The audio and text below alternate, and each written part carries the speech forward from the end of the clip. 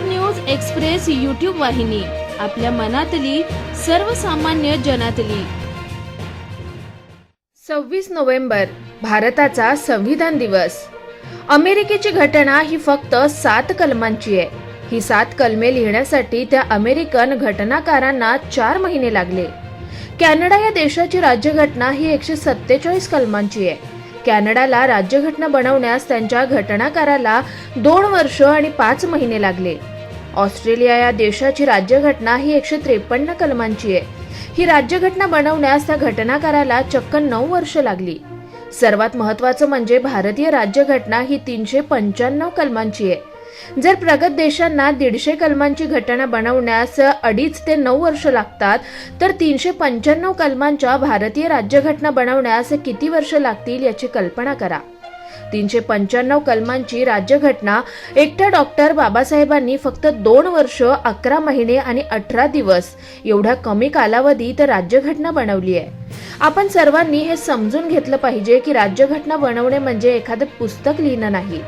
घटना बनवत असताना देशातील प्रत्येक राज्यांच्या संस्कृतीचा, बोलीभाषेचा, रूढी परंपरेचा, जाती धर्मांचा, शेतीचा, त्या राज्यातील पाळीव प्राणी, पशुपक्षी, तेथील लोकांचे व्यवसाय, सण उत्सव, त्या राज्याची आर्थिक, सामाजिक, राजकीय, भौगोलिक, ऐतिहासिक, याशिवाय कोणत्या जाती जास्त प्रगत आणि जास्त मागास, त्या राज्यातील उद्योगधंदे, परंपरागत व्यवसाय, या सर्व बाबींचा आधी त्या घटनाकाराला अभ्यास करावा लागतो। आपल्या देशात तर अनेक प्रथा, रूढी आहेत। प्रत्येक जिल्ह्यातील भाषा, परंपरा ही वेगळी आहे। भारतात मानवाच्या 6500 पेक्षाही जास्त जाती, उपजाती आहेत। घटनेचं काम सुरू केल्यानंतर या सर्व गोष्टींचा आधी अभ्यास करावा लागतो आणि ज्या व्यक्तीला याचं जास्त ज्ञान आहे त्यालाच हे काम करावं लागतं। आणि आपल्या देशात त्यावेळी डॉक्टर बाबासाहेबांनी एवढं कोणाचंही शिक्षण झालं नव्हतं। एवढंच नव्हे तर जगातील अनेक प्रगत राष्ट्रांच्या राज्यघटनेचा अभ्यास फक्त डॉक्टर बाबासाहेब आंबेडकरांनाच होता। डॉक्टर आंबेडकर हे मसुदा समितीचे अध्यक्ष होते। म्हणजे बाबासाहेब हे प्रत्यक्ष पेन कागद घेऊन घटना लिहायचे आणि काही कलम लिहून झाले की ते डॉक्टर राजेंद्र प्रसाद अध्यक्ष असलेल्या घटना समिती समोर मांडायचे।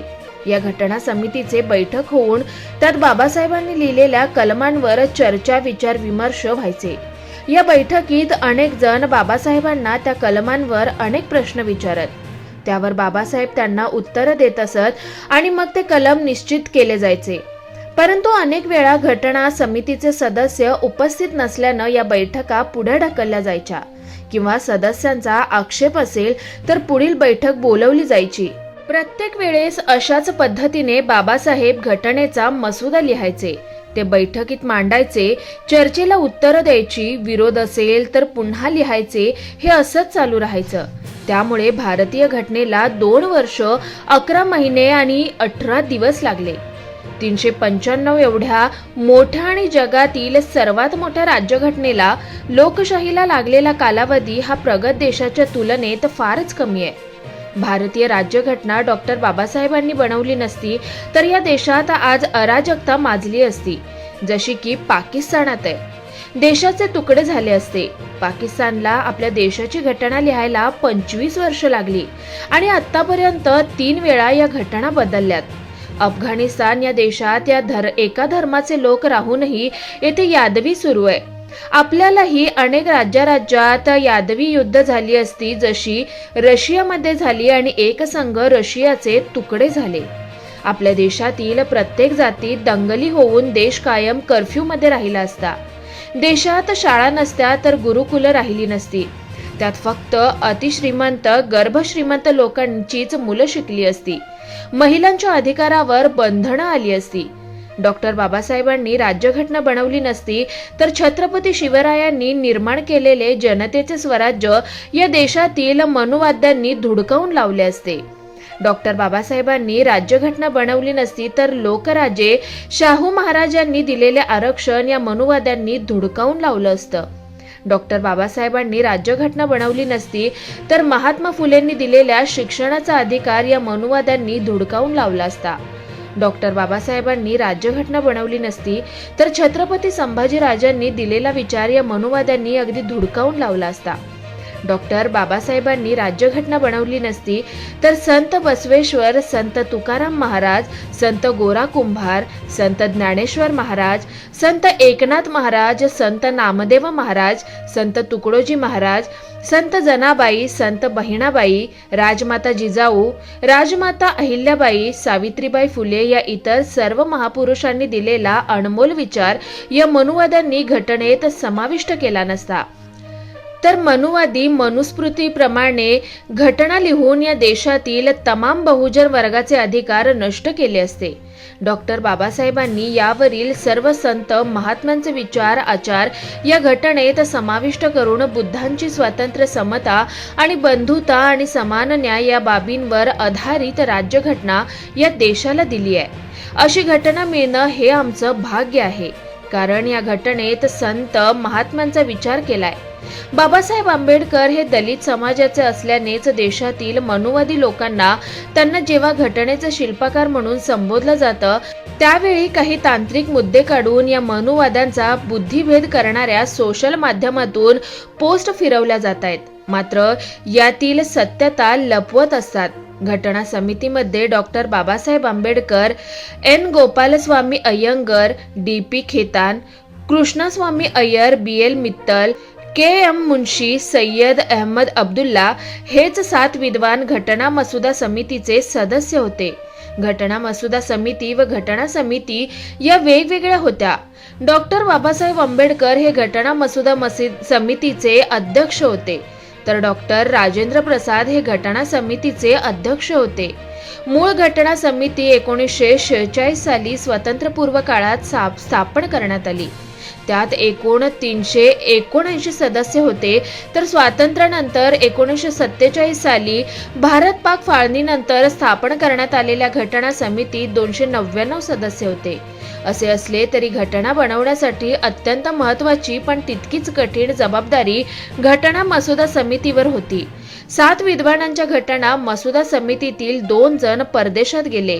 अन्य 2 जण सतत आजारी असल्यामुळे बैठकांना येत नव्हते.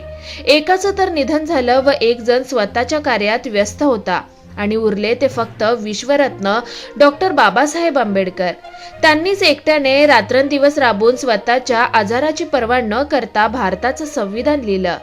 संविधान निर्मिती करता 22 समित्या निर्माण केल्या होत्या. प्रत्येक समितीस कामं वाटून दिली होती. उदाहरणार्थ हिंदी भाषांतर समिती, उर्दू भाषांतर समिती, वृत्तपत्रे, प्रेक्षागृह समिती इत्यादी. अशा समितीचा घटना निर्मितीशी त्यांचा तितकासा थेट संबंध नव्हता. मसुदा समिती या समितीलाच घटनेचा मसुदा निर्माण करण्याचं काम सोपवलं होतं. मसुदा समितीचे अध्यक्ष स्थानी डॉक्टर बाबासाहेब आंबेडकर विराजमान होते. मसुदा समितीत केवळ 7 सदस्य होते. त्या प्रत्येक सदस्यांनी वेगवेगळ्या कारणामुळे घटनेचे प्रारूप किंवा मसुदा निर्माण करण्याचं काम मध्यात सोडलं. त्यामुळे घटनेचा मसुदा निर्माण करण्याची जबाबदारी अध्यक्ष या नात्याने डॉक्टर बाबासाहेब आंबेडकर यांच्यावर पडली. मसुदा समितीचे एक सभासद टी.टी. कृष्णमाचारी आपल्या 5 नोव्हेंबर 1948च्या भाषणात म्हणतात, सभागृहाला माहिती असेल की मसुदा समितीवर आपण निवडलेल्या 7 सभासदांपैकी एकाने राजीनामा दिला. त्याची जागा भरण्यात आली नाही. एक सभासद मृत्यू पावला, त्याचीही जागा रिकामी राहिली आहे. एक अमेरिकेत गेले, त्यांचीही जागा तशीच राहिली. 4थे सभासद स्थानिकांना संबंधांच्या कामकाजात गुंतून राहिले, त्यामुळे ते सभासद असून नसल्यासारखे होते. 1-2 सभासद दिल्लीहून दूर गेले, त्यांची प्रकृती बिघडल्याने तेही उपस्थित राहिले नाहीत. शेवटी झाले असे की घटना करण्याचा सर्व भार एकट्या डॉक्टर बाबासाहेब आंबेडकरांवर पडला. अशा स्थितीत ज्या पद्धतीने ते काम पार पाडले ते निसंशय आदरास पात्र आहेत. घटना समितीचे एक सदस्य श्यामनंदन सहाय आपल्या भाषणात म्हणतात, या सभागृहानेच नव्हे तर या देशाने या कामाबद्दल डॉक्टर आंबेडकरांविषयी कृतज्ञता व्यक्त केली पाहिजे. ज्या प्रभुत्वाने डॉक्टर आंबेडकरांनी घटना विधायक सभागृह संचालित केलं त्याबद्दल केवळ आपणच नव्हे तर भविष्य काळानेही त्यांच्याशी कृतज्ञ असलं पाहिजे. घटना समितीचे अध्यक्ष डॉक्टर राजेंद्र प्रसाद म्हणाले, या खुर्चीत बसून घटना समितीच्या कार्याचं मी प्रत्येक दिवशी निरीक्षण करत आलोय.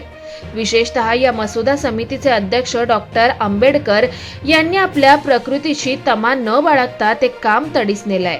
श्याम उबाळे, संपादक, साप्ताहिक बोधामृत आणि बोधामृत न्यूज एक्सप्रेस. सरचिटणीस कल्याण कसारा, कर्जत रेल्वे प्रवासी संघटना.